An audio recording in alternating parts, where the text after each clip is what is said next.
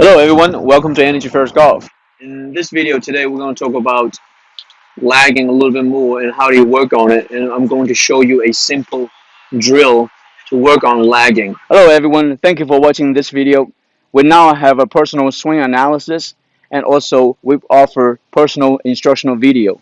We have our own golf gloves, belts, shirts, hats, and bucket hats. If you're interested, please click on the Shopify link below. And don't forget to click like and subscribe to our channel. And please continue watching this video. Okay, so we already know that you have 5 lag joints. 1, 2, 3, 4, 5. I think for most amateurs, really the most important lag joint would be your right wrist. Now obviously you have to relax your elbow and your shoulder. But today we're going to talk about the right wrist. Okay, so as you can see right now, I'm going to do 2 movements right here. One movement is this. Now, when you work on this drill, you definitely have to what? Grip the club where your right hand, your trail hand is. Don't grip it on top. All right. So as you can see, I'm going to do 2 movements. I'm going to put this hand in my pocket, and I'm going to turn my body, turn my hips, turn my core, and I'm going to turn back. As you can see on the downswing, this wrist right here, it looks like there's a tail or there's a whipping feeling. So that tells you my wrist, my right wrist is pretty relaxed, but they're not completely relaxed where the club is very loose in my hands. Okay, so they're connected. They have proper connection, but I'm also definitely not controlling the club with my dominant feeling of my chest muscles, my shoulder muscles, my arms. I'm not doing this. So that would be considered a hitting motion. We're dealing with a swing movement, means right now when I rotate my body, my arms is going to absorb the energy and release the energy. Alright? So now, obviously you will see a lot of arm movement, but the arm movement is solely based on what? My body rotation. My energy is leading my arms. So as you can see right now, I'm going to do a side view, and I'm going to strike through the ball with this drill, relax my right arm, right? And I'm going to turn my body and let my body rotate happen. And when my body rotation is going to drag the arms, my arms is absorbing the energy, and my right wrist is very relaxed. But they're not completely relaxed where the club is moving in my hands. So I'm going to do one more. I'm going to do a couple more. Okay. So my body rotation happens. So I am not what? I am not creating a dominant control of the club. If I do this, this will be considered hitting because I'm actually control the club like a tennis racket. So that would be considered hitting. But if I'm swinging right now, I'm going to allow my body create energy and absorb and transmit. So that will be considered a swing. Okay. So you can see there's a very difference between a hit. This is a hit. Okay. And this is a swing. Right here, this is a swing. Okay.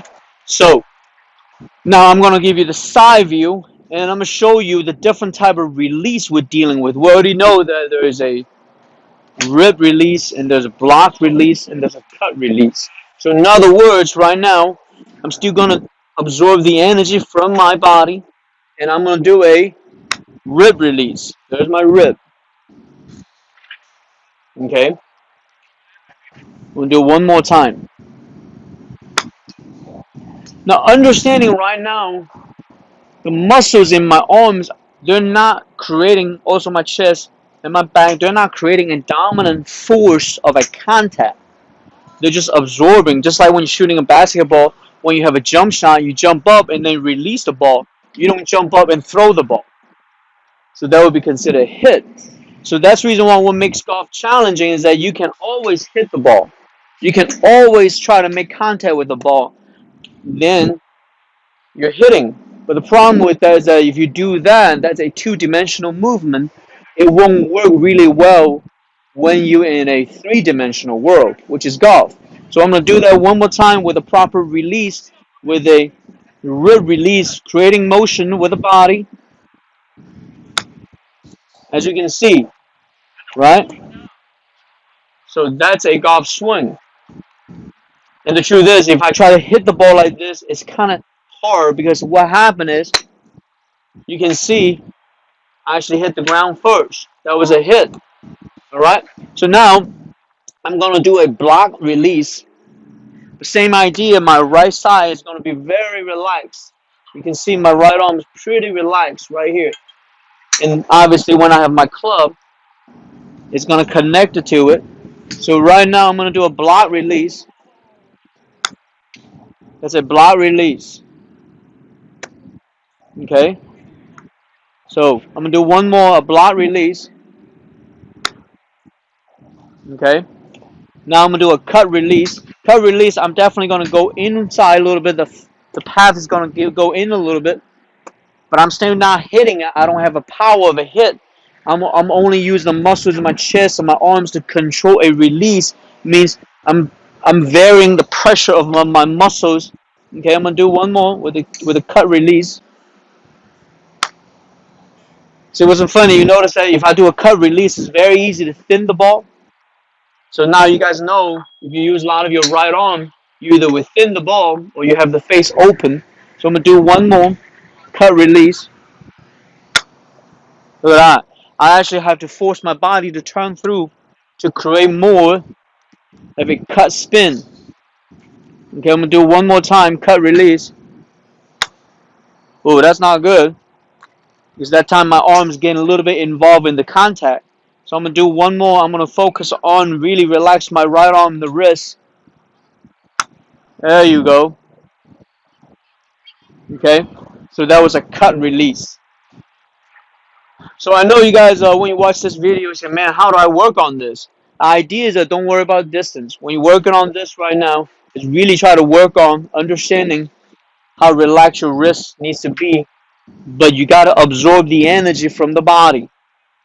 Notice that the club's moving, but it's not moving because I'm moving it with my arms. It's because, what? My body's moving. You notice that?